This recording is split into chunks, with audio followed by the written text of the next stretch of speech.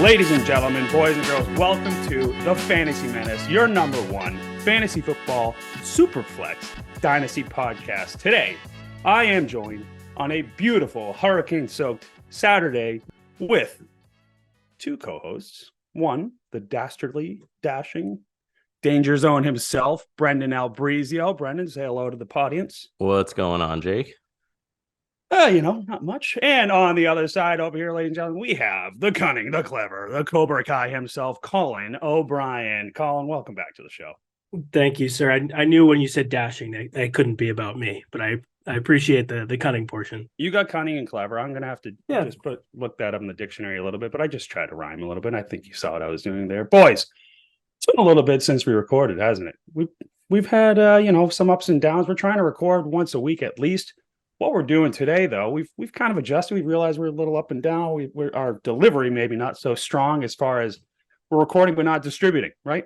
Recording, distributing. We got a lot of recordings in the archive, Jake, without a doubt. We do. We have the richest recording archive any podcast show has ever had without releasing an episode. A lot of hidden episodes. It's like the old Blink-182 concerts where all of a sudden you have those hidden tracks at the end, right? Mm-hmm. That's kind of what we're going for. But we're making an adjustment here. We're trying to get off the video format. We realize that's really what's slowing us down. We're going to try to go a little bit more on just strictly an audio format. So if we're going to get that going, get this thing off the ground, get onto Spotify, probably get onto Apple Podcasts, and really start getting into your ears so we can start helping you guys win wherever you want in any of your Superflex formats, right?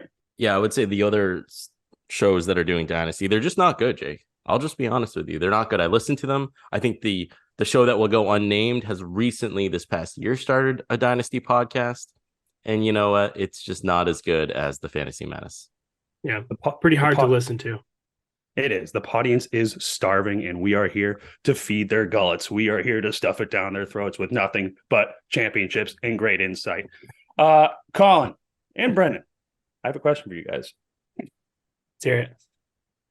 I want you to settle yourselves down. I want you to think this through first before you answer. Is Thursday Night Football back, boys?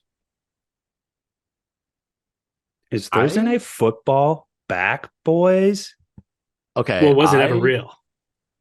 That's a good question, Colin. Is it here? Was it ever there? Good question. Is it here? Let me say something about Thursday Night Football. I thought that the production quality was really good last year, but that there were some things that they need to fix. The quality of the games, let's put that aside for a second. The production quality I really liked. I like Richard Sherman. I like Ryan Fitzpatrick.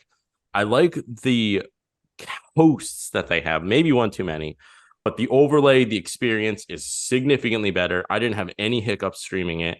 And then the quality of the game was pretty high for Thursday Night Football, I'll say. Now, I will say, Brendan, you reached out to us during the game and you were asking, hey, which version you guys watching? I was watching the national broadcast. I had no idea there was another option, and I didn't have the balls to tell you, I don't know what you're talking about. So I just kind of stuck with it. Also, Colin, maybe you can pick up on this one for me a little bit. Ryan Fitzpatrick in a little bit of a belly. Yeah, he looks like. Yeah, I don't know. I was I actually was wondering if with the Jet situation, maybe is he a guy that might be able to bring them to the promised land? But I'm not sure. He's looking a little bit more like Ben Roethlisberger than he is looking at like old Fitzy's Aaron enjoying Rodgers. that. Old Fitzy's enjoying that retirement. It seems good for him. He's got a new job. He's got a new gig. He can use that. Still's got that brainiac skull, but it looks like he's getting a little more of that couch potato belly that the rest of us tend to have when watching the games. Good for him. Big fan. Let's get back into the Thursday night game.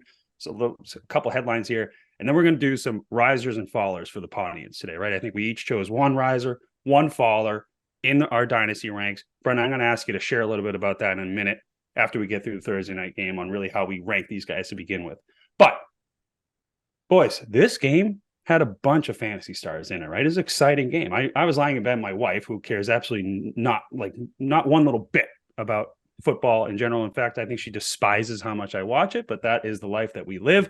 And I was just saying, hey, babe, this got a lot of stars in it. I think Thursday Night Football's back.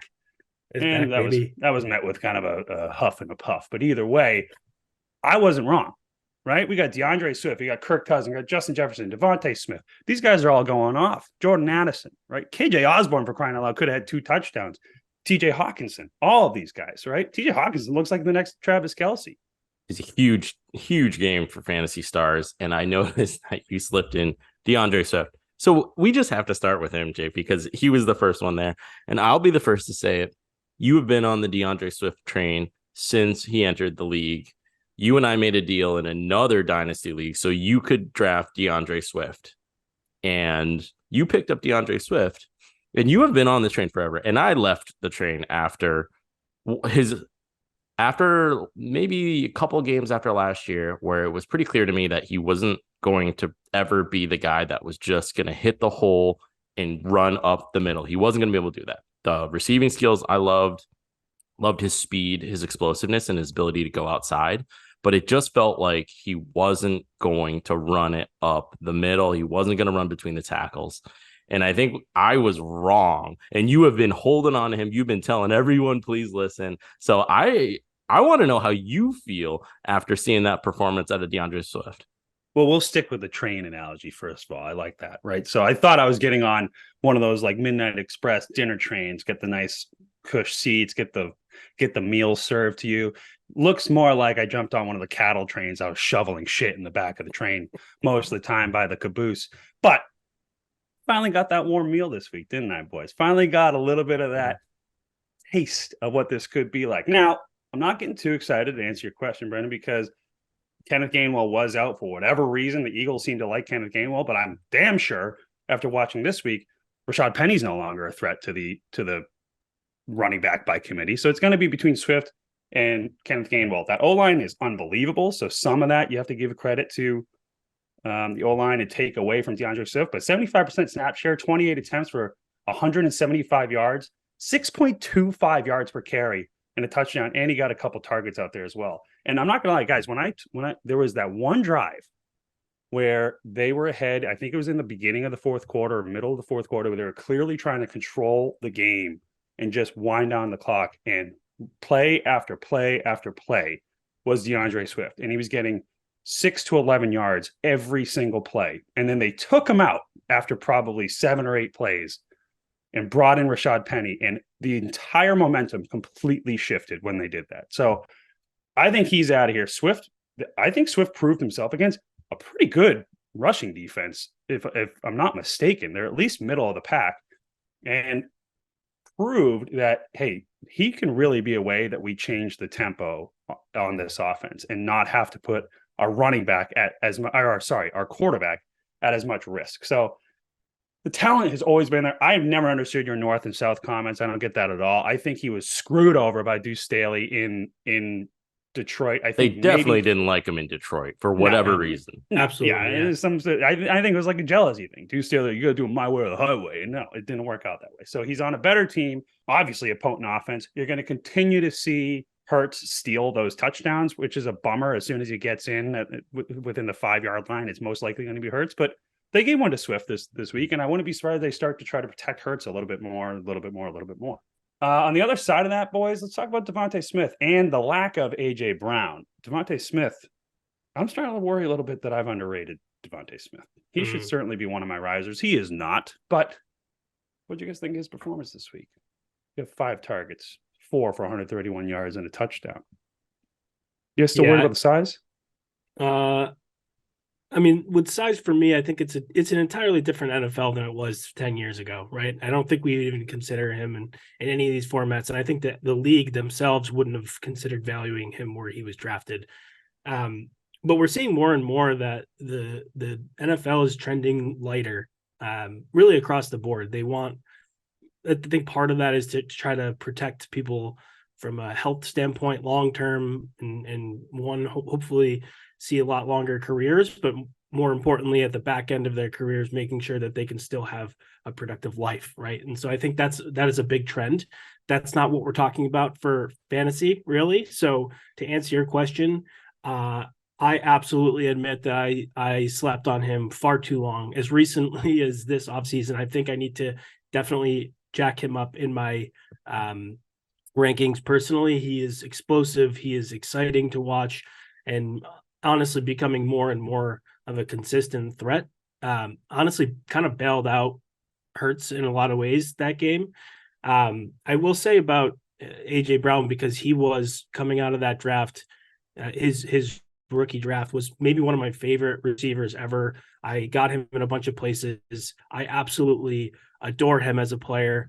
But I do think we're seeing now that he is maybe not the wide receiver one on this offense. However, I will say he did have a couple of targets in that game that were deep balls, both in the end zone, back-to-back plays. The first one was a pass interference that was pretty egregious on Rashad Penny. Yep.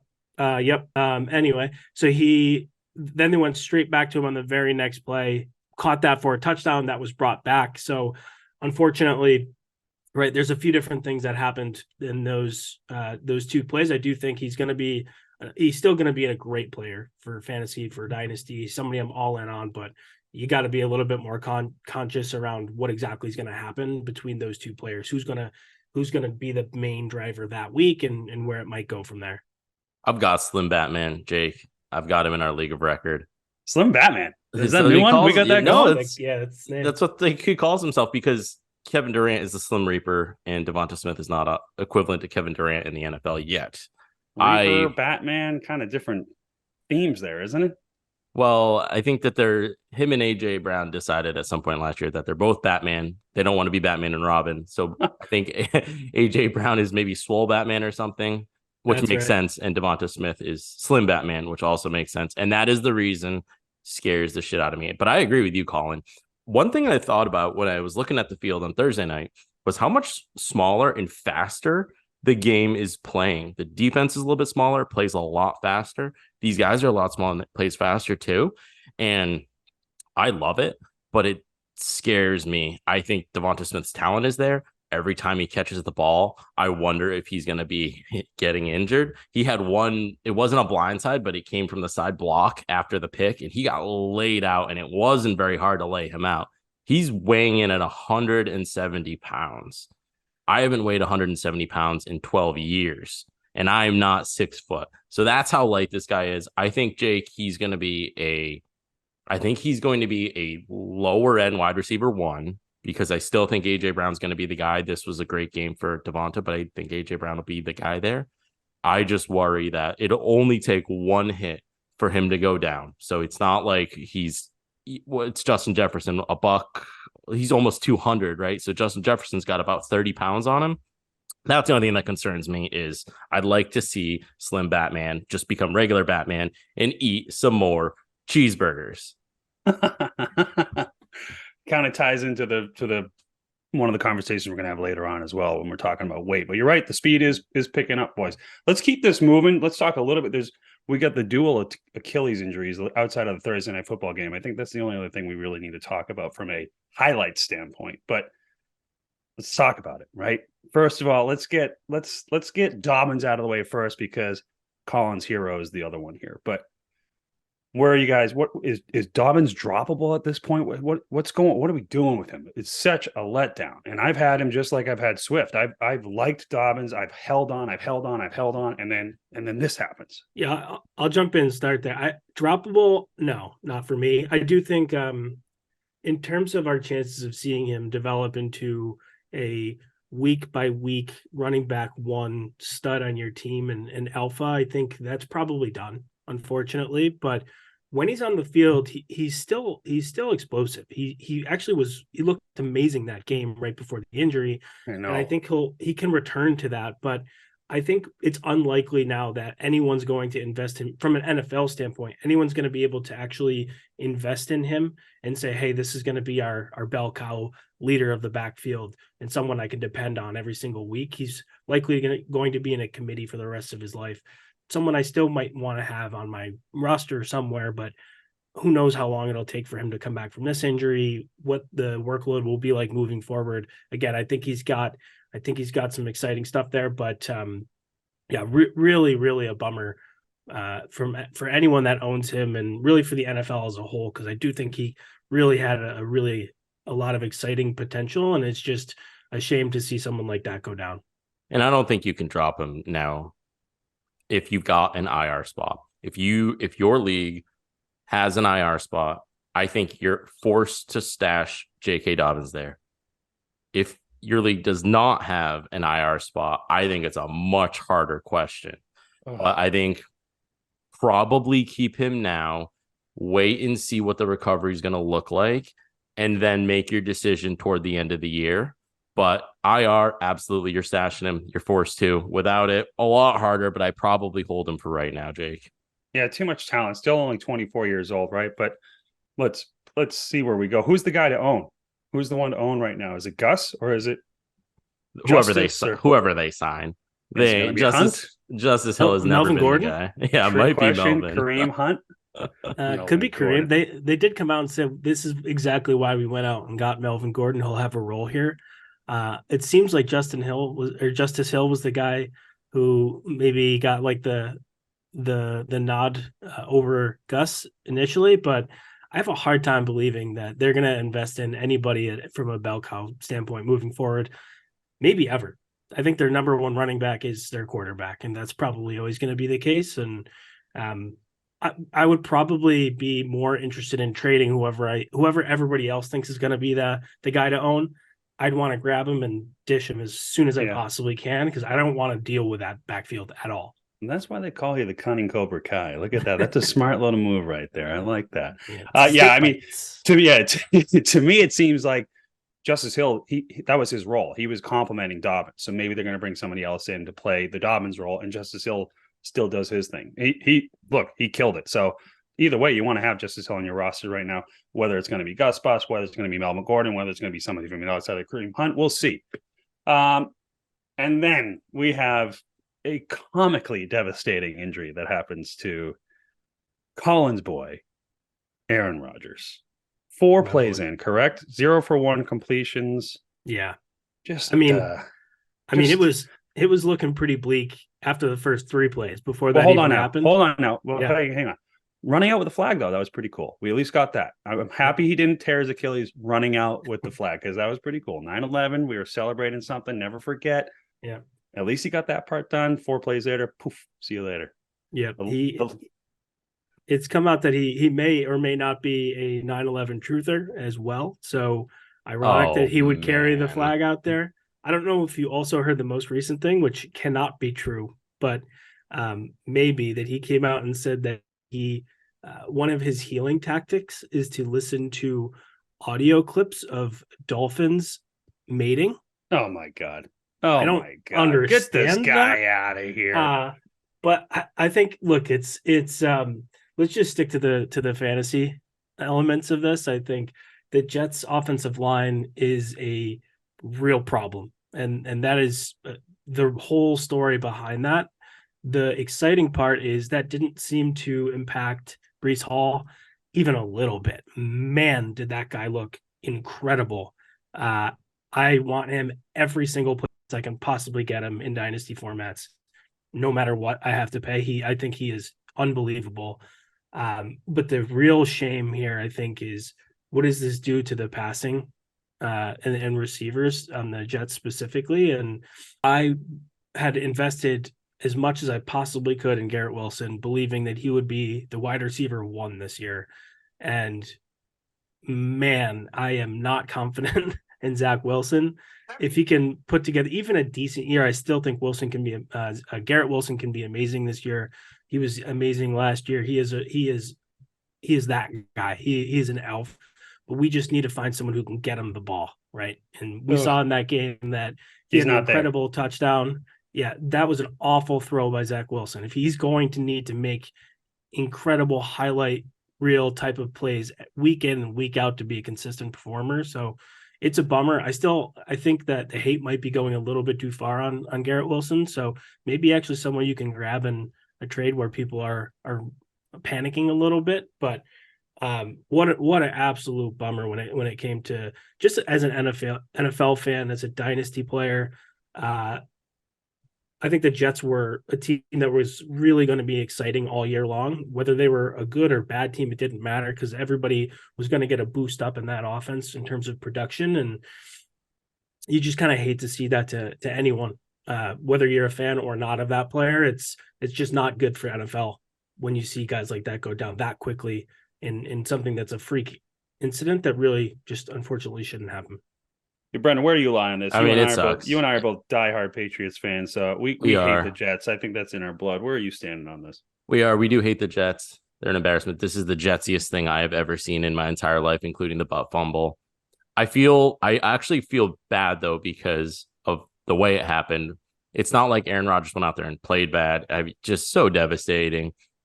I think he's going to play next year. All indications are he will play. He hasn't been as mobile in the past couple of years as he was earlier on in his career. So I think that it sucks this year for the Jets. They've got him for next year for sure in my mind. And I think if you've got an IR spot in Superflex, I think you're going to use it. Even if you don't, I think one good year of Aaron, if you're in win now, is probably worth it. So it sucks. I actually feel for Jets fans, even though I hate them. But I still think he plays next year, and I think he'll probably be halfway decent. And so nobody found this a little hilarious from a Jets standpoint. It's Nobody found it's this so a little, devastating. just a little bit funny. Yeah. Just a So little bit. One Just a thing I little found, I'll give you one. One thing I found a little bit funny is there's been this huge push by a lot of the players to try to get enforce all the NFL teams to remove turf fields, go completely real grass, because we know every single year, week after week, people are blowing out their knees, their Achilles because of these turf fields. MetLife Stadium has claimed more knees and Achilles than I think any stadium anywhere. And I don't know if you saw this, but they just came out. It's the Dan Campbell of fields. Yeah, they just came out and they basically said they're going to force all NFL teams to switch to real grass fields by like 2025. I don't know that that's actually going to go through. It would cost like $12 million for the NFL to actually do that. But that's chump change. Come on, NFL. Let's get it done. I think it's kind of funny that year after year, players have been begging the league to do this. Aaron Rodgers goes down, and then all of a sudden, they completely change their tune. Oh no, it happened to Aaron Rodgers. We got to seriously consider this all of a sudden. So if I'm one of those guys that lost my knee 2 years ago, I'd be kind of pissed to see this happen now, all because it's one of their big stars. Well, I'm a spiteful son of a bitch. I'm not going to hide from that. I find it a little bit funny. I was with a couple diehard Detroit Lions fans when this all happened, and they wanted Rodgers to play the whole game, to suck the whole game, and then tear his Achilles. So they're a little more evil than I am. But from a Jets standpoint, this is just, as you said, Brendan, way too Jets. This is.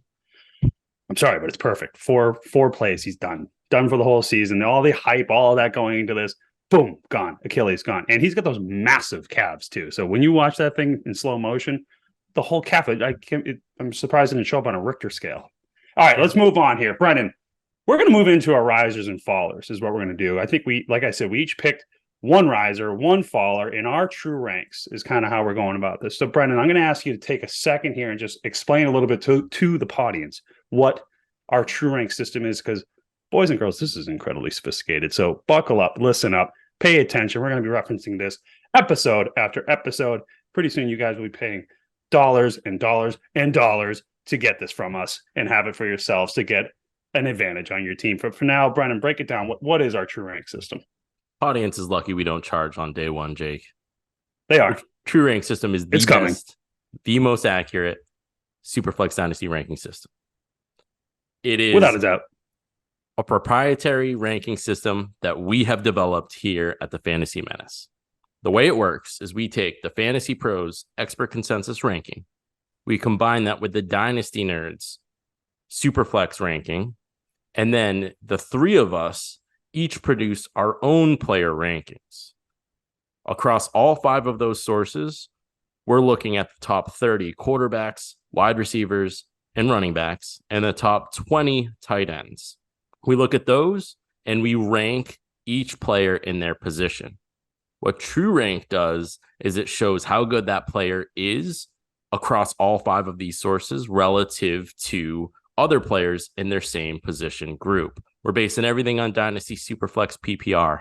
And because Dynasty Nerds and the three of us are not in the Fantasy Pros expert consensus ranking, I think it's more accurate than that because we're just more accurate than all the other analysts out there. Let's not undersell the film watching that the three of us have been doing as well. We should do a film study on our own film study. That's how good we are at film study. We are just gobbling up film. It is incredible. We're like the Cookie Monster, but with film. We're the film monster is what we are. So we put a lot of time into that, all kidding aside, right? We spent A lot of time.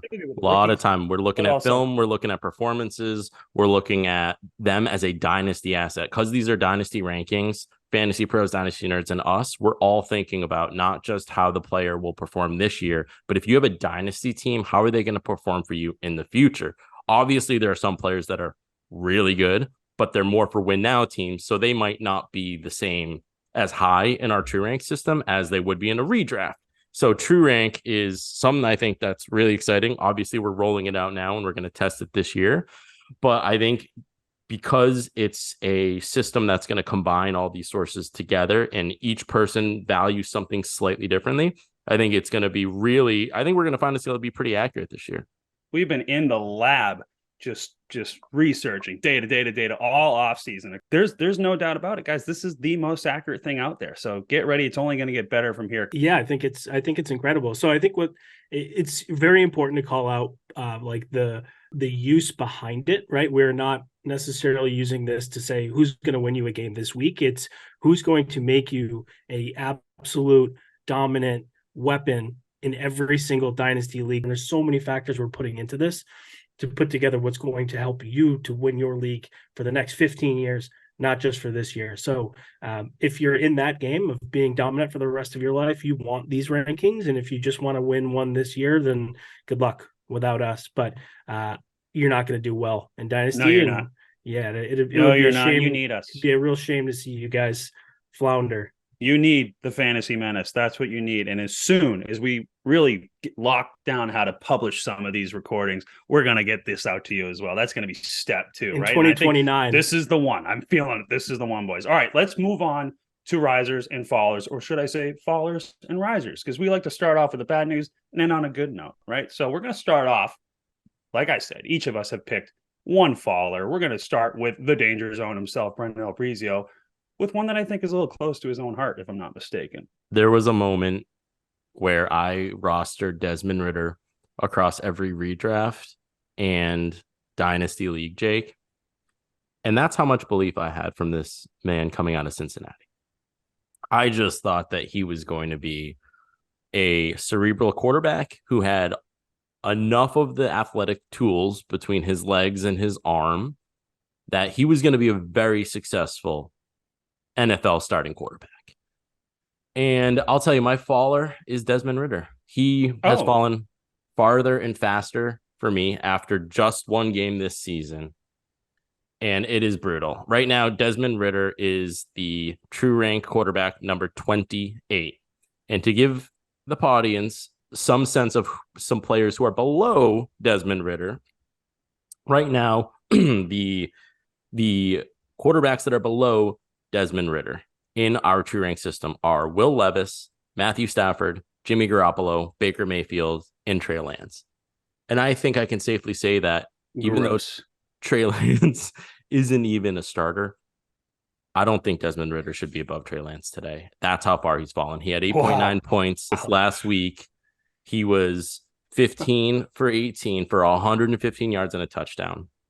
He was, after 1 week, dead last amongst quarterbacks in the average intended air yards from Next Gen Stats. He had 3. That's the air yards he's throwing, the average air yards he's throwing on every attempt in the air. 3 yards. If I was out there quarterbacking for the Falcons, my average intended air yards would probably be higher than that. I mean, he was dead last. This is his 5th game as a starter now. So I feel like maybe I'm being too hard. I went back and forth on this. Maybe I need to see more. But you know what?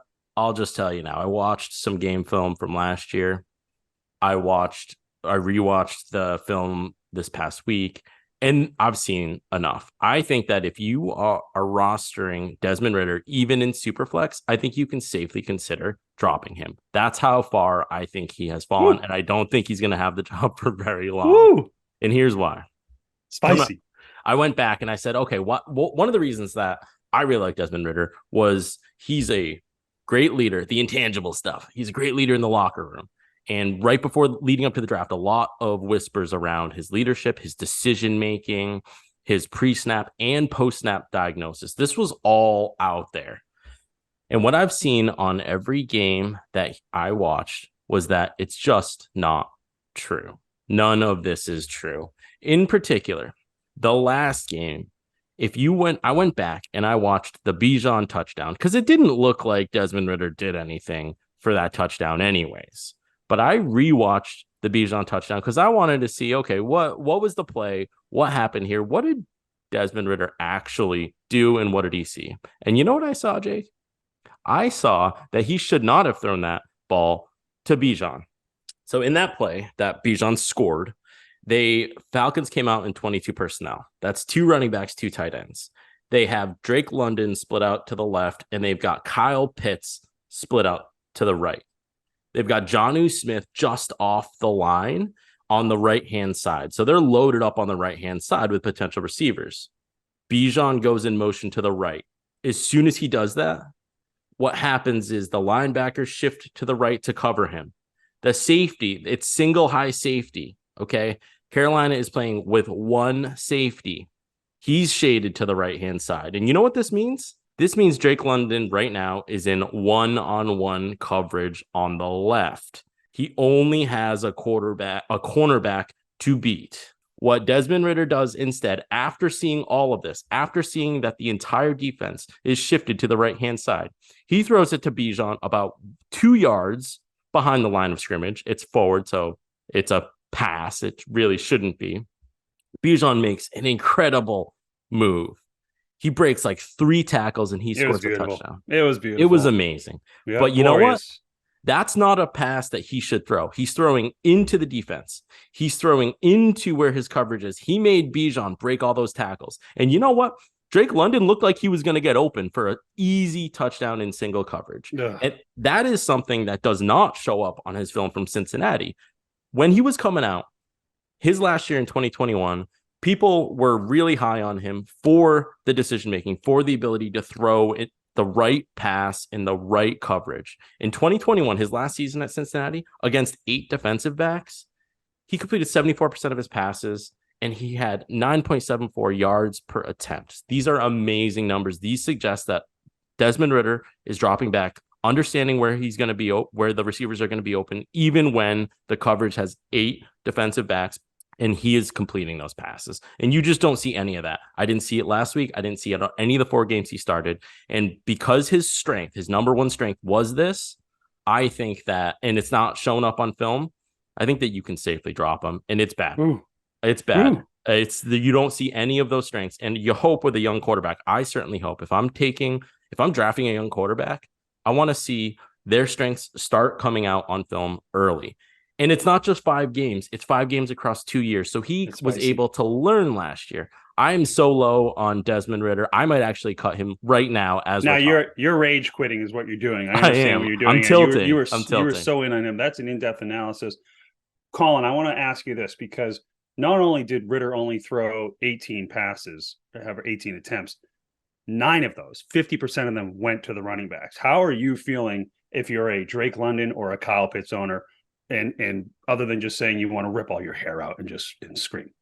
Well, I don't have hair. You have a beautiful beard. He has a beautiful beard, everybody. Beautiful beard. And if I didn't have that beard, I would just kind of be fantastic eyebrows as well. An egg with eyes and a unfortunate nose. But first off, I want to say, Brendan, it's not your fault. Yes, it is. It's not your fault. I'm firing all of the QB scouting on it's not your fault. Danger zone front.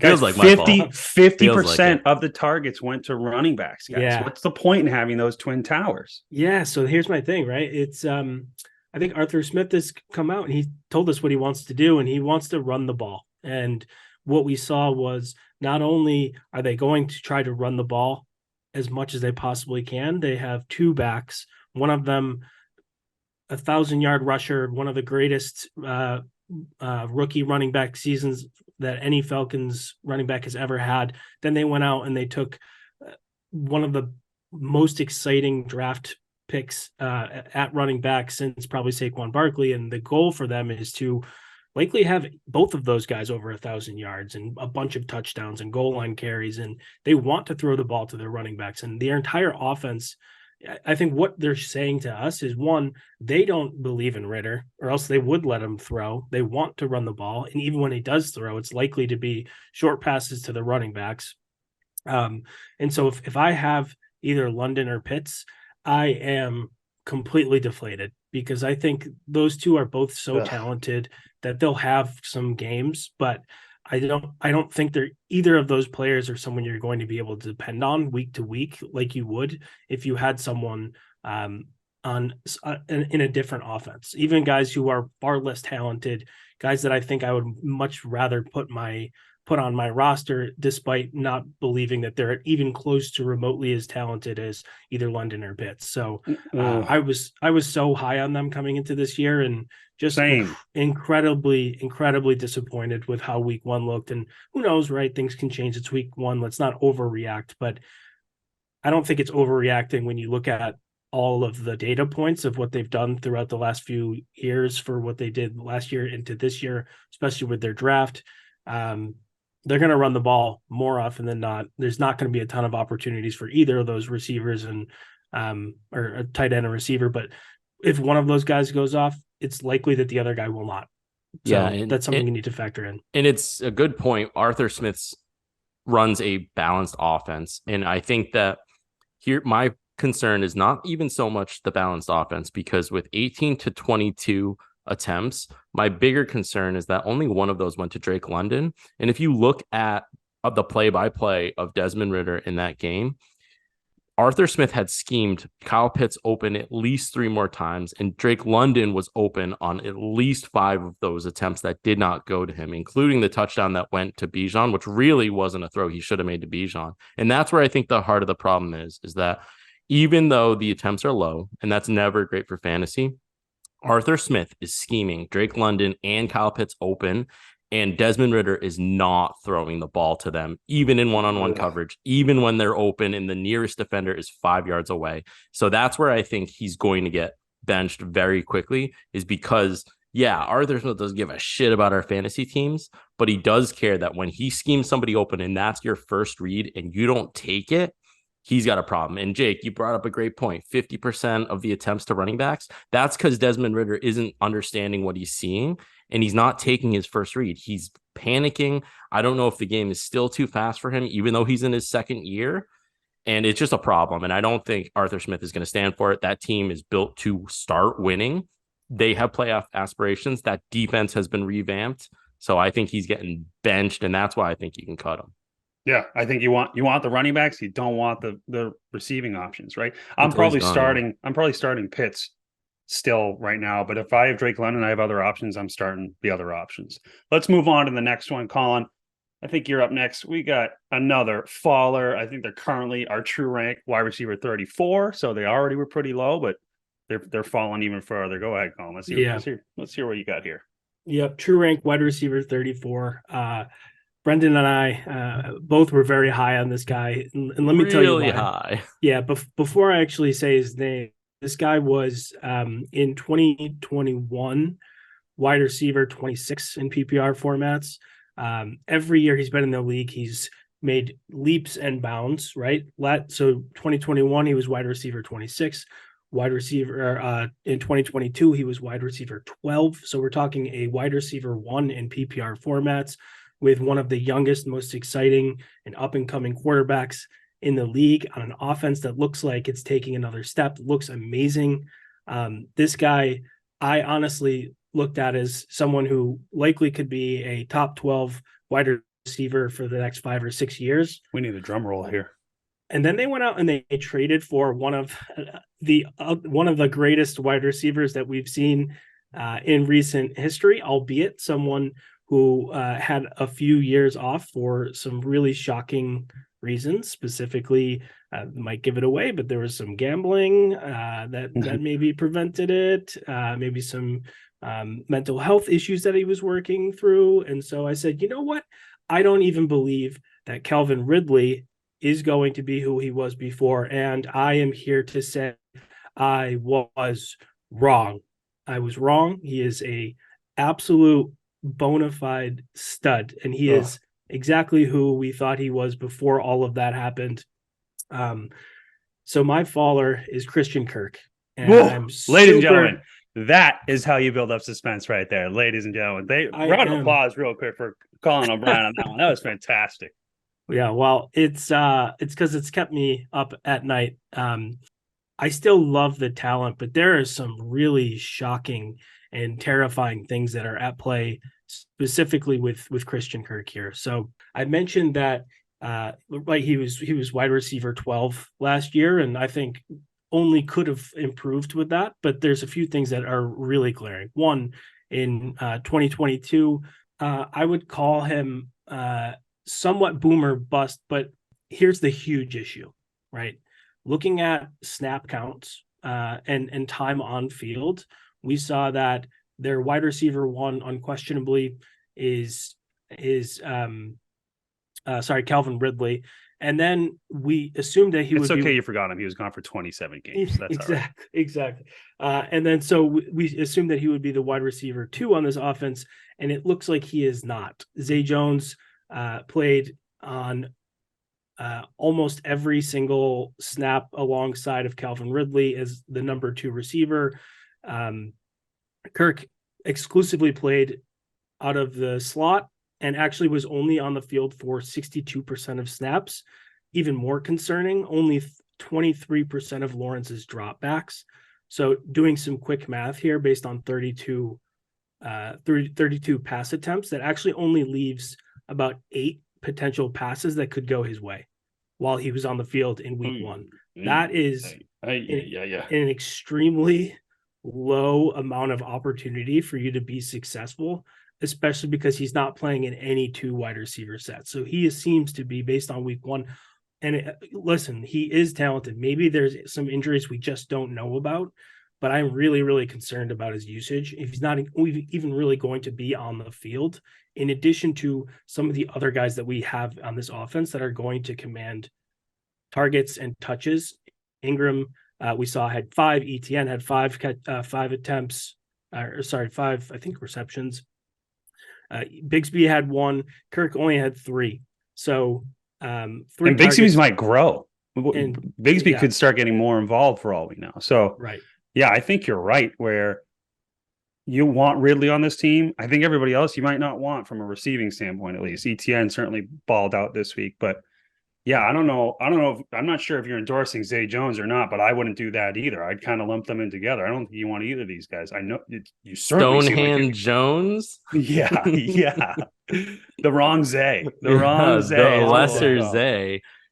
I'm so devastated by this too, Colin, because I'm a huge Christian Kirk guy. And you know what? It's only one game, but you know what I saw? I had assumed coming into the season that Calvin Ridley was the clear wide receiver 1 after all the hype in camp. We all have eyes. The eye test said, oh shit, Calvin Ridley is still awesome. I assumed that Christian Kirk was going to just move right to wide receiver 2 and that things were still going to be great. Doug Peterson is a mastermind in offense. But instead, what I saw on that first week was that Christian Kirk's routes from last year, where Doug Peterson was scheming him open, was moving him around the offensive formation. Christian Kirk's role went to Calvin Ridley. And that is a big problem because I had assumed Christian Kirk was going to take over Zay Jones's targets when instead Ridley came in and took over all of Christian Kirk's positions, his motions, and his reads. And that was a surprise to me. So it's not that Christian Kirk is fighting Zay Jones. Christian Kirk is fighting Calvin Ridley. And Calvin Ridley is way better at getting open, and he's just a more talented receiver. That was a surprise to me. I didn't see it. And I don't know where this leaves Christian Kirk because, yeah, he was on the field for something like 60% of the snaps.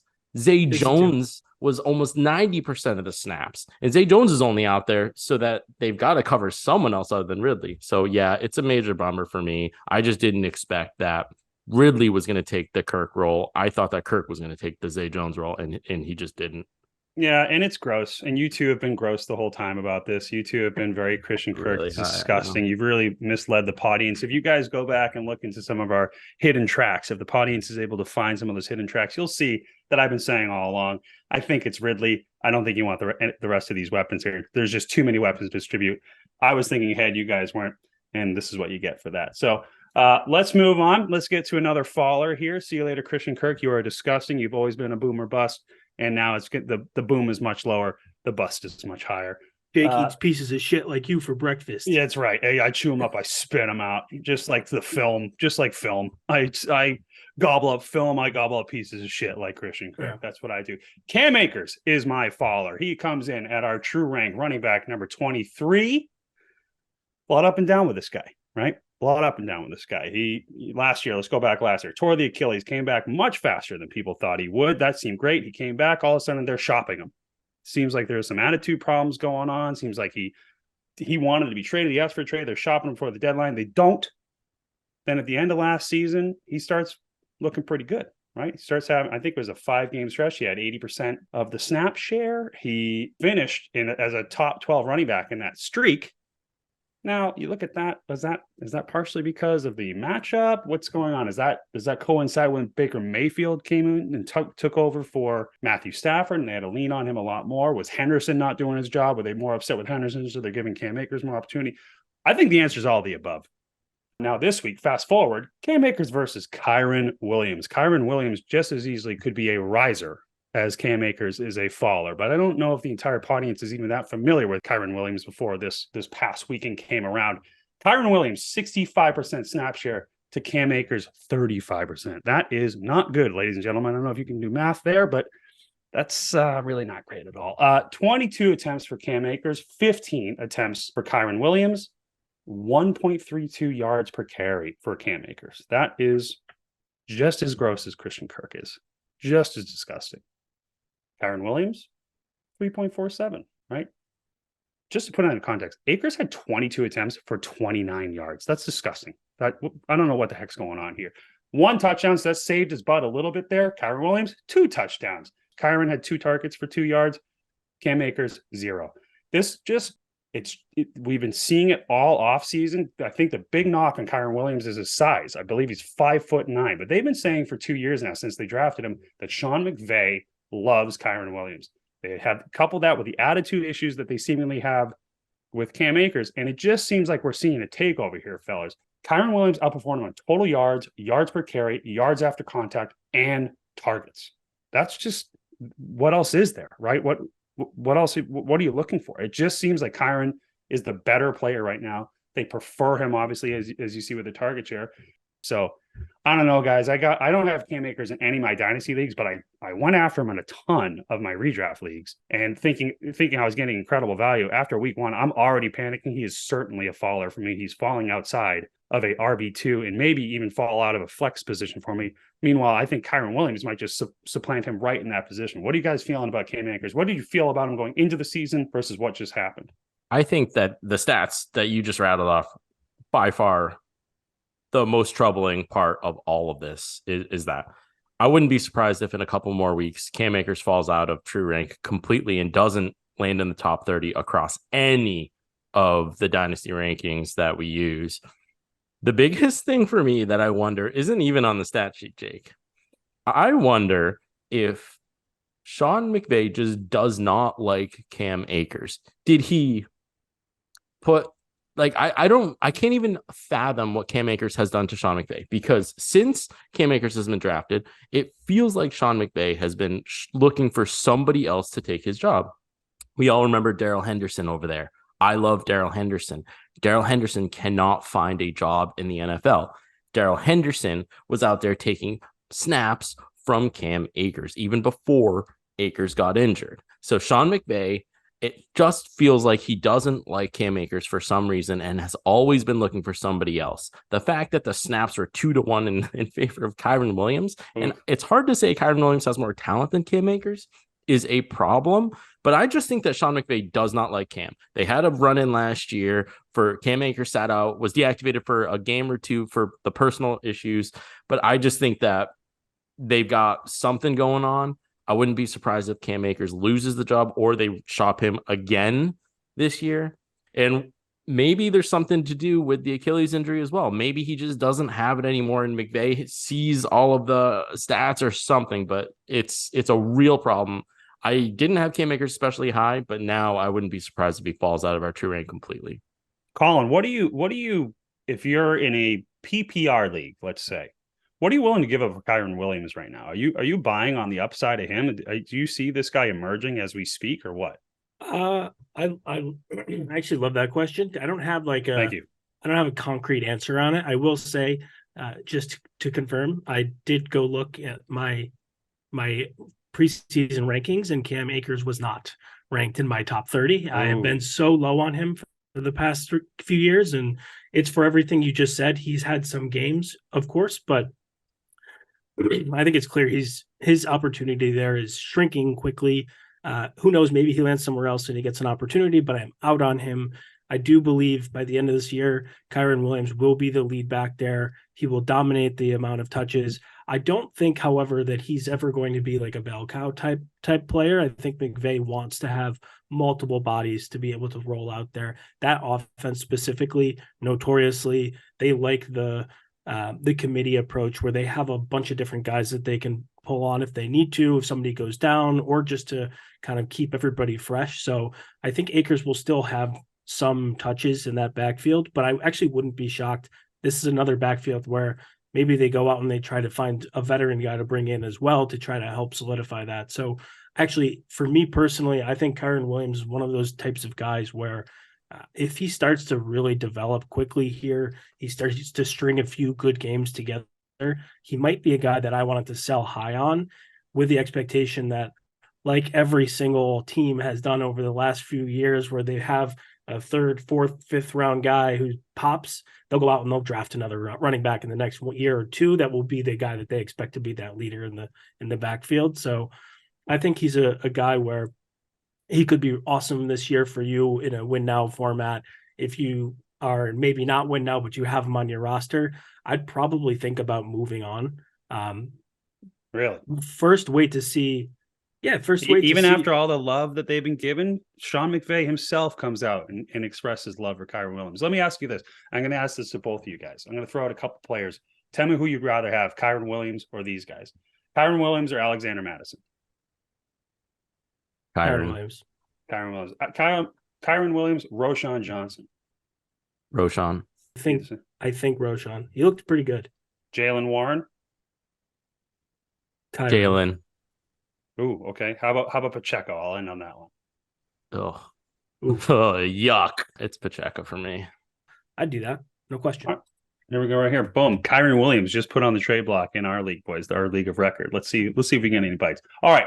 Just like how we kind of turned a negative with Cam Akers into a positive with Kyron Williams, we're going to jump over to our risers here, okay? And Colin, we're going to switch it up. We're going to give you an opportunity to go first this time around. Brandon, sit tight. Absolutely. So this guy is currently, per Fantasy Menace True Rank, he's ranked wide receiver number 26 for us. Again, keep in mind this is a dynasty format.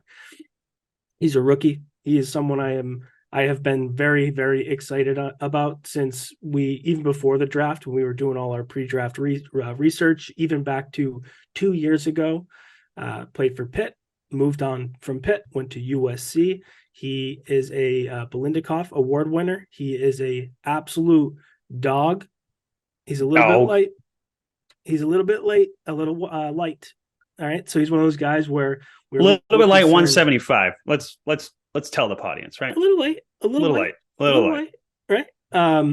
And he went and got drafted by a team where we knew he couldn't possibly be the number one receiver there ever, because his number one receiver happens to be Justin Jefferson, right? So he's never going to outplay Justin Jefferson, right? But the guy that I'm talking about, Jordan Addison, is so far really making waves in the NFL. The first thing he did was drive 170 or 140 miles an hour down the highway because his dog was sick. A lot of people jumped off the train quickly. I was very nervous about that, but I actually went out and acquired him and our league of record as well, thinking that is hopefully a flash in the pan. I saw an interview with Justin Jefferson that said that Addison specifically in practice has been wowing people with the plays that he's making. He's an absolute player. It's the mental element where he's quiet in their team meetings. He doesn't talk that much. They're trying to get him out of his little bubble there. But from the play on the field standpoint, they're like, yes, he's going to be an absolute stud. So that's when I went out and acquired him. He made some big splash plays in the preseason, and then again in week 1, and then again in week 2. A couple things that I want to call out that I think I'm really, really excited about in terms of targets through 2 games. So not a ton of targets here. He had 11 targets, caught 7 balls, total for 133 yards, 2 touchdowns through 2 games. Again, right, kind of bailed out by those touchdowns. And what's partially really exciting about him is when you look at the average depth of target, he has 6 of those 11 were 20 yards or more downfield. He's only playing 56% of the snaps behind Jefferson and Osborne. Osborne is a bum, and we'll talk about that. So I think he's throughout the rest of this year. I think he'll start to get more and more snaps. He'll get more and more targets, and I think the upside is really, really high with a player who they know they're going to have to throw. Their offense is exciting. However, their defense looked really, really, really bad against the Eagles. Their run game has been atrocious through 2 games. They are the worst running offense in the league. They have the least yards through 2 games. Everyone else has 1 game. So I don't think they're going to be able to run well. I don't think they're going to be able to play good defense. I think they're going to need to throw as much as they possibly can. So go get your boy Kirk Cousins, because he's going to throw for 1 million yards this year. And a lot of those are going to go to my boy Jordan Addison, because when you watch that team play, Jefferson strikes fear throughout the entire league, right? So that opens up a lot of space for guys like my boy Addison, and I think he's absolutely going to eat this year. It's like a game of tag. Everybody's trying to catch Jefferson, and then it leaves everybody else wide open. I do want to point out before I ask you a couple questions here, Brendan, how robotic is this offense? Through 2 weeks, it's unbelievable how similar the performance of some of their players have been. Kirk Cousins, week 1, 31 for 44 attempts for 364 yards. Week 2, 33 for 44 attempts for 344 yards. Justin Jefferson, 13 targets week 1. Week 2, 12 targets. Addison, 6 targets week 1. Week 2, 5 targets. It seems almost predictable in how the share is going to go so far. I wonder if it's going to stay the same, but that's just something I noticed that's kind of wild to me. And also, to your point, Colin, really takes away from Alexander Mattison as well. So if you're a Mattison owner, you're certainly panicking. The only thing I'll point out, he's faced 2 very difficult rush defenses so far. He's still getting the snap share without a doubt, and had 3 plays called back, I believe, this past week on Thursday night that would have added to the stats a little bit, nothing too significant. Brendan, where are you on Addison? Because I agree with Colin. I think Colin was higher on Addison than the rest of us were. I certainly was low on him as a rookie. You were probably somewhere in the middle, if I'm right. Yeah, I wasn't as high on Addison as Colin was. I think that the reason why Addison makes sense as a riser for me is because of KJ Osborne.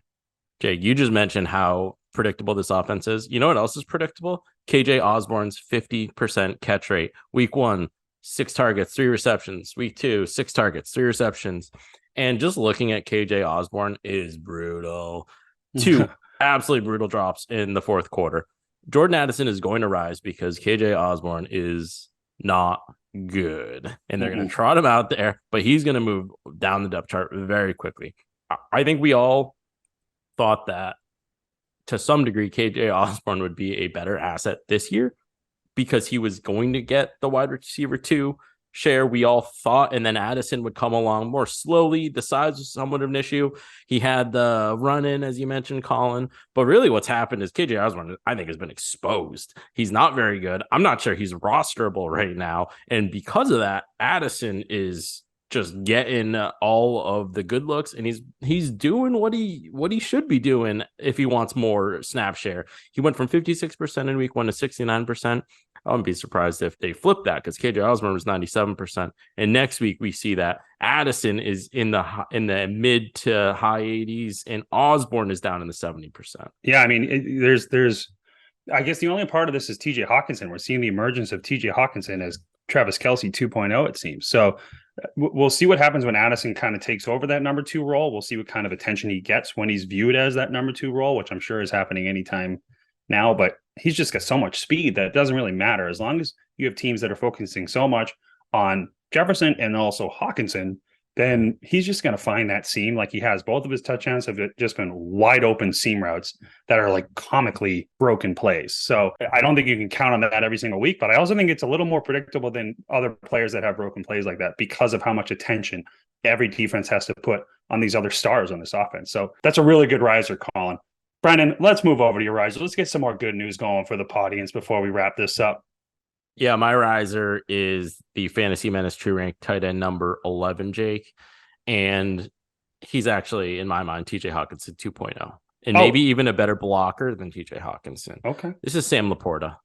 8.9 points last week. He's not going to be the guy, at least initially, that's going to go over 100 yards or get you double digits every single week. But I think he's a tight end that you should absolutely be rostering. And I think he's definitely going up in my ranks. Now, he's not TJ Hawkinson 2.0 because he filled in TJ Hawkinson's position on the Detroit Lions, or well, not just that, but he looks good. Iowa guy, tight end U.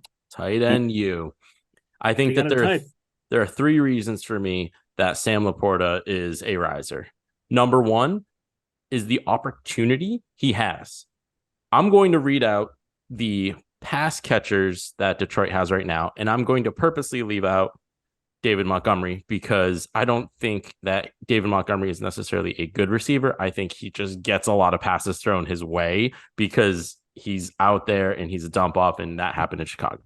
Let's cool with the Monty slander, okay? But he's not a hands guy. Here are the hands guys on that team: Jahmyr Gibbs, Amon-Ra, Marvin Jones, Josh Reynolds. Okay, so they've got Jahmyr Gibbs and Amon-Ra St. Brown, who are great pass catchers. Who's number 3? Marvin Jones or Josh Reynolds? Really? We're really arguing if it's Marvin Jones or Josh Reynolds that should be getting that? No, absolutely not. Sam Laporta, 83% snap share in week 1. Number 2, the eye test. And boy, did Sam Laporta pass the eye test in week number 1. If you go back and watch him, you see he is pretty open on a lot of his pass routes, but the blocking is there. And this is one of the things that you really don't see a lot of in young tight ends. The blocking schemes are much more complex in the NFL, and young tight ends are asked to do a lot more. They've got to learn how to read the defense. They have to shift with the line a lot more than college. And a lot of them struggle early on. So I don't think it's going to be smooth sailing for Sam Laporta. But I saw enough in week 1 that suggests to me that Sam Laporta is going to get more opportunities, and he's really going to develop well. He seemed to know exactly where to pick up the blocks. He was strong at the contact point. And when you do that as a young tight end, I think that the coaching staff will reward you. So I expect that Sam Laporta is going to get more opportunity now, especially because Campbell really seems to love that type of play. He was tough. He was a great blocker, and it really seemed like he knew what he was doing. The third reason I think that Laporta is a riser is I don't think that there are a lot of great tight ends at the top anymore. It's almost like we've got nothing but question marks up there. Some of the top tight ends that, if I look at our list, I think are real problems. Number 1 is Kyle Pitts. He's right now the Fantasy Menace True Rank tight end number 1. And we already went through how bad Desmond Ridder has been. So maybe if they shift quarterbacks, then okay.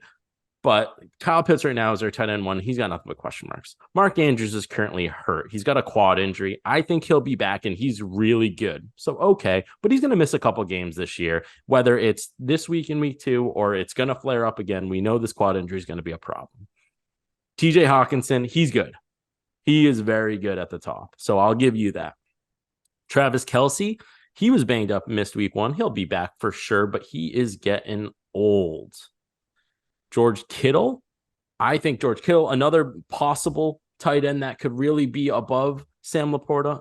George Kittle is kind of getting up there in age, number 1. And then number 2, there's only so many pass catching opportunities that are going to go around in San Francisco. So George Kittle's got question marks.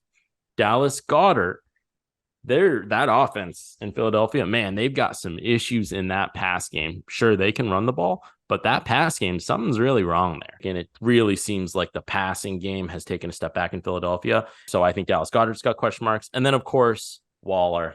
He's hurt, potential nerve damage in his age. I've always been low on Waller. Jake, I think you've been low on Waller. Colin, I don't think you've been especially high on Waller either. So I think that if you look at the top tight ends, there's not a lot of competition for Sam Laporta. And Sam Laporta has shown me enough from the film, from the opportunities he has, and just the lack of really strong, solid tight ends at the top, where I think he's absolutely a riser. And I expect him to go from tight end 11 to easily, I would think, in the single digits. Colin, I got 2 questions for you, Colin. Number one, Jameson Williams coming back. How do we feel about that? You know, Brendan's talking an awful lot about who's there right now, not a whole lot about who's coming down the pipe. That's question number one. Question number 2, and I'll let you answer them both. Sam Laporta, Dalton Kincaid. Who do you have? Who do you want right now? I love those questions. I actually was about to go the second question. That's exactly where I was headed. So boom. I'll go there second. Simpatico. Jameson, I don't know. I just don't know what to think. I think coming out of college, I was incredibly high on him and loved the talent. I honestly believed that he was going to be just the next great wide receiver that came from Alabama, but it's just he seems to not be able to get out of his own way, whether it's the injuries, the betting on sports. I mean, it's like I don't remember there being like a big character issue thing with him pre-draft, but it seems to be growing every single year. There's something else. I do think he's talented, but what is this, year 3 now? He hasn't been on the field for very many snaps. He's had some splash plays, but it's I just think year 2. It seems like a lifetime, does it not? He sat out almost. Yeah. Sorry. It is year 3 if you're counting college. My apologies. Yeah. Right. It's just like, it's at the point now where I don't want to bet on him anymore. If I'm no pun intended there. I don't want to add him to my roster. I think he'll have a role when he comes back, but I think Amon-Ra, he is him. He is the alpha in terms of the receiver core here. But Laporta, I am incredibly high on. I actually was pre-draft as well, between him, Kincaid, and then Luke Musgraves. Everything you just said, Brendan, I 100% agree. The opportunity is huge. He is, from a build perspective, good, not necessarily elite, but I think he's like 6'3", 245 or something like that. I don't know if you guys follow RAS scores, relative athletic scores, but he was like a 9 point something. So he is elite when it comes to athleticism. He gets open quickly and easily. That's something they certainly need with Goff at quarterback. And I think there's a ton of opportunities for him to drastically improve on the output. I was really impressed with him in week 1, but I think week 2 we'll start to see them use him a little bit more strategically, maybe around the end zone, things like that. And we know that they used to do that with Hawkinson. And so I'm really, really high on him. I think I had Kincaid over him initially because I wanted to see it play out. But I am now Laporta over Kincaid for a couple of different reasons. One of those reasons being Dawson Knox is still there. I think he's still someone who's going to command targets. He's going to command time on field. And I like Kincaid as a player, but I think he'll be a little bit slower to develop. I also Luke Musgraves. I think he's also going to be a really good player in this league. And I do think we're going to see a changing of the guard, just like Brendan said. And I think some of these older guys that are showing their body tear start to really impact their ability to even be on the field. I'm probably now thinking I'm going to, if I can, and I need someone that might be a little bit younger, I'd be totally willing to trade some of those more veteran guys for some of these younger guys with the hope of upside. And yes, 100% that true rank for me personally, at least. I know that I'll be making a lot of changes to that specifically for the reasons you mentioned. Oh yeah, as we always do, as we always upkeep. I guess I tend to stay away from these rookie tight ends, but boys, it starts to seem like this year might be the year where we see rookie tight ends really have an impact. Kyle Pitts, I'm looking at you, you son of a gun. Yeah, Kincaid looked pretty good too. It's maybe they do better at onboarding these guys in the NFL, but I think for sure that we're going to see some good rookie tight end play this year. We've already seen it. Yeah, Brendan, and that's good for everybody. Pitts or Laporta? I think I have to hold Pitts now whoa. because Pitts at least has a season under there and the opportunity is still there. He's just not getting the looks in the ball, but I think it's Pitts. It's Yeah, Pitts you still. watch your mouth. You watch your mouth over there, Colin. That's a little crazy if you ask me. Now, let's wrap this up with one final rookie riser. We got boys. I'm just realizing we all did rookies here, so you can tell where we get most excited. But it's also probably the biggest opportunity for risers as we want to see how these guys actually acclimate in their first week here. And this guy as well has certainly come in and shown that he can do it. A lot of doubters out there, lots of doubters. Know who wasn't a doubter? This guy, the Jake or not Jake Sullivan over here, Anthony Richardson. Let's talk a little bit about the concerns with Anthony Richardson, shall we? College, 53.8% completion percentage. Brendan, you want to tell me what he did in week one, what his completion percentage was? I heard a lot of, that's anything under 60%. You want to be very concerned, blah, blah, blah. Let's throw out the Josh Allen comparisons, blah, blah, blah, blah, blah. Yeah, he was 65% completion in week one. That was 65%. You know what else I heard a lot of in college? Guy can't get his feet set. Guy only throws deep bombs, throws a ton of interceptions. Brendan, you want to tell me how many throws he threw over 20 yards this week? Yeah, he had no passes over 20 yards. And that's correct. His intended air yards, Jake, they were 5.5. That was 25th coming into Monday Night Football on the week. 25th overall. Listen, he was 24 of 37 passes. Like you said, 65% completion, 223 yards, 1 touchdown, 1 interception, which, by the way, I'm blaming the offensive coordinator. I'm blaming Michael Pittman for that one. Michael Pittman ran the wrong route, ran the same route as Mo Alley Cox. That turned into an interception. Shame on Michael Pittman. More importantly, 26 of the 37 pass attempts were 10 yards or less, which is kind of the complete opposite of what he did in college. And Brendan, you're the one that shared the Ringer article with us that kind of highlighted this for us. First of all, he's throwing a lot to his right side, so it certainly seems like he's favoring the right side. But what they're doing in college, Anthony Richardson finished in the first percentile. That is worst, not best, just so you guys know. First percentile in throwing for 10 yards or less in both completion and accuracy. So that's terrible. So what are the Colts doing to develop him? Saying, let's get that done first. Let's get the short passes, the quick passes down. Let's get your feet set. Let's improve your accuracy on that because you got to build from there. And that's exactly what Cooter is doing in that whole offensive scheme. They're bringing him up to speed quickly. The guy is a student. He has the drive. We've all heard all of this. Now, if he can start getting that feet placement proper and he starts honing in that technique, all of these complaints about his inaccuracy is going to start going away. That's where an enormous amount of the complaints come from. The rushing capability as well. The guy is a friggin' tank, right? Like you guys saw the rushing touchdown. You knew it was coming. It's going to be just like Jalen Hurts. It's going to be just like Josh Allen. He does need to lower it a little bit. He almost got hurt at the end of the game.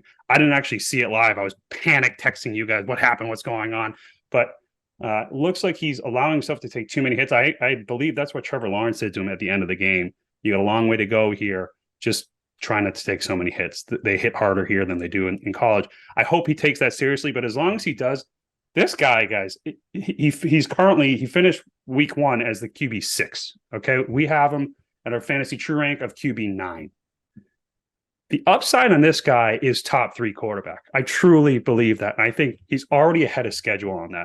Brendan, tell me what you saw in Richardson, because I might have rose-colored glasses here. I'm not sure. I love this guy. I've been high on him since day one. I love the potential. I think he's already capitalizing it. What did you see out there? Well, you drafted him first overall, even though I think you had the first 2 picks, but I know you did that. So that was a statement pick. That was a statement pick. Yeah. It was a statement pick. But Super flex, boys. You just wanted attention there. You would have gone Bijan, and we all know it. Well, super flex. Hello? No.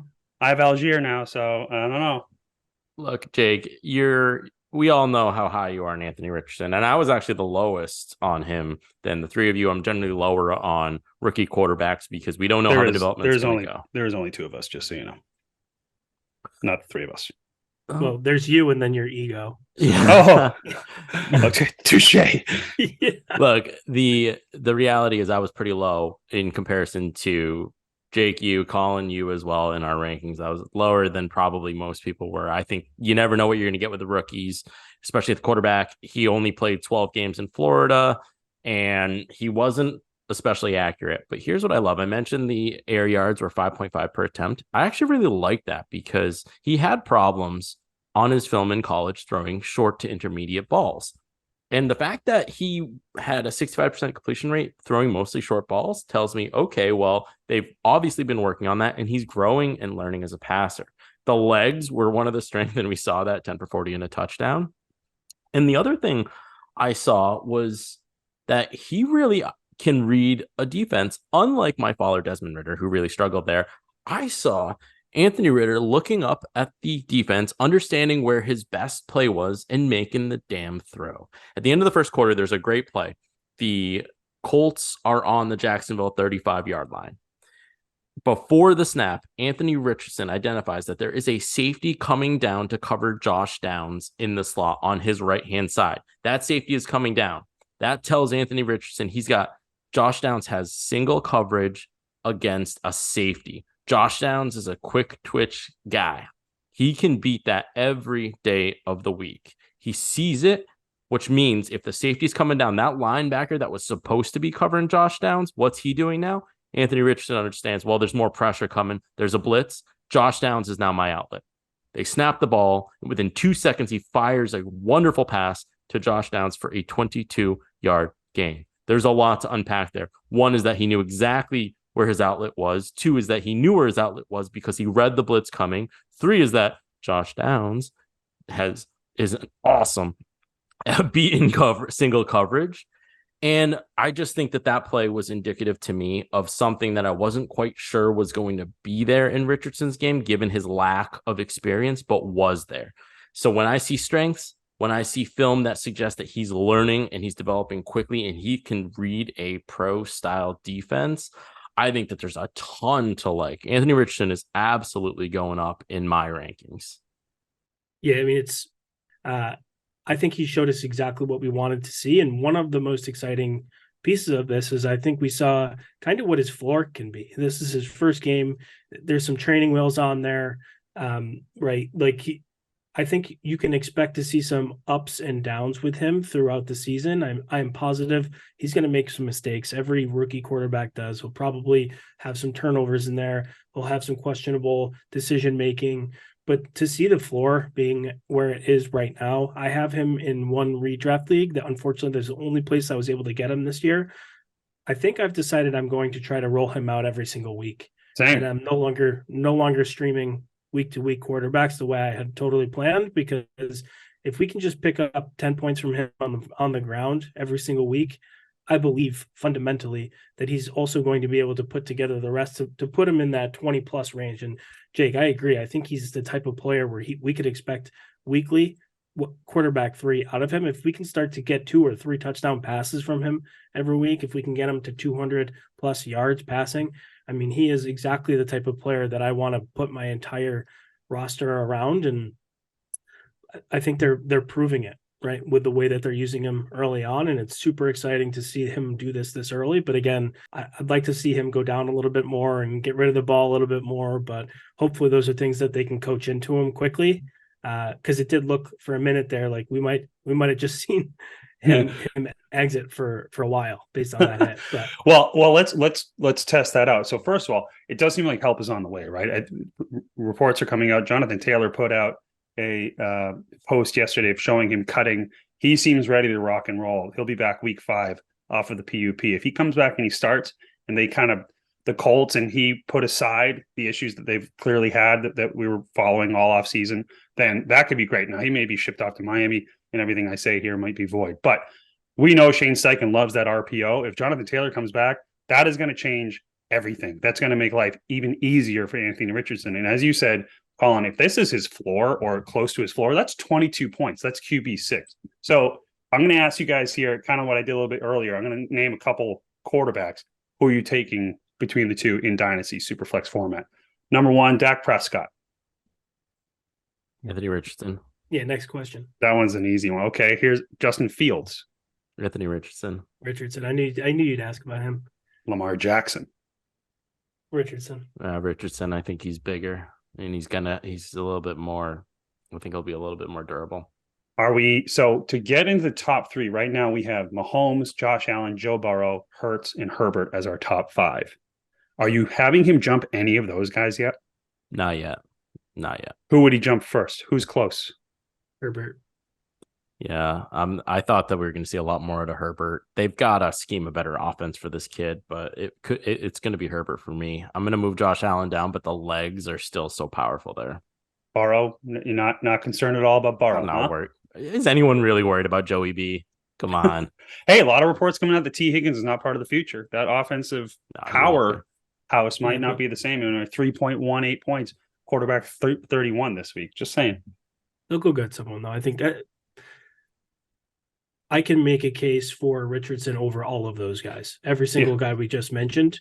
If we're saying that his weekly floor is going to be 22 points, yeah, no question. Yeah, absolutely. I'll put him at number one, and I won't have any trouble sleeping at night. But again, it's a little early for us to go that 22. far. 22 might be aggressive. 18 though, I think 18 would be a decent floor that you're looking at here. So it's getting exciting, boys. We'll have to track our true rank of Anthony Richardson and see who the quarterbacks are that he surpasses, because he's already pretty high in our rankings, but the ceiling is pretty damn high, fellas, right? For sure. Yes, for sir. sure. I think, if I'm not mistaken, if my math is correct, that's 3 fallers, that's 3 risers. We threw in some other guys in there, a couple tips in there. Fellas, I am determined to make sure that this one gets published. We're going to go ahead. We're going to cut this up for the audience. We're going to get this out. You guys better start listening. We appreciate you guys getting through this, audience. But also, you should be thanking us. I think we're going to really help you out here. Go get some of these guys we're talking about. Go sell some of the guys we're talking about, right? Next week, we're going to come back. Brendan, I'm not sure if we have a outline yet, are we? It's probably not going to be risers and fallers. We might talk a little bit more, maybe divisions. Maybe we kind of talk about some of the players we're seeing, some of the schemes we're seeing. But audience will have to stay tuned for that one. I love it. Yeah, we'll have to see what this week brings us. If anybody wants some of those dark web recordings that we have from the past, let us know. We'll see if we can work on some of those. But hidden tracks. All right. That's it for the Fantasy Menace this week, fellas. We'll see you guys next week. We out.